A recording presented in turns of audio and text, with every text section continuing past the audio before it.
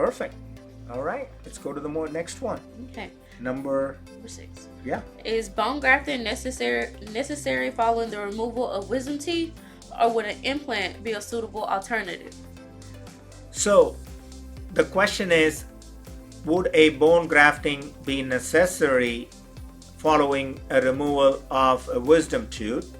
And then the second question, part of the question is, would an implant an alternative to for the wisdom teeth removal after you remove the wisdom teeth?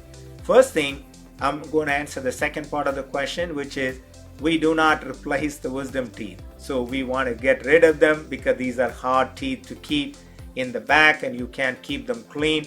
Whenever we remove the wisdom teeth, we do not recommend you replace with an implant. So if somebody is telling you that, hey, you really need to replace a wisdom tooth when you have a second molar, ask them whether it is really necessary or not. And the first part of the question is, do you need a bone grafting following a wisdom tooth removal? Most of the time, we do not recommend you get a bone grafting following a wisdom tooth removal. I would say probably like 80% of the time. However, 20% of the time, we might recommend a bone grafting following a wisdom tooth removal, because one of the goals for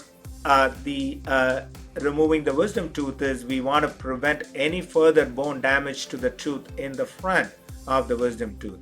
What if you already had severe bone damage to the tooth in the front because you left your wisdom tooth longer and you did not remove it early at your early age on time? So at that point, we are going to recommend you get a bone grafting to preserve the health of the tooth in the front, which is the one that you really want to keep.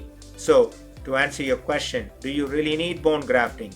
That really depends on the condition of the tooth in the front. And the second part of the question, do you really need an implant when you remove a wisdom tooth? You do not. No. Does it answer the question, Tricia? That answered the question spot on. Perfect.